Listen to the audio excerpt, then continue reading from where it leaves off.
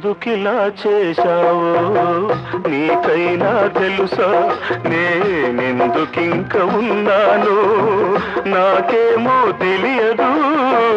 ఎందుకిలా చేశావో నీకైనా తెలుసా? నేనెందుకింక ఉన్నాను నాకేమో తెలియదు.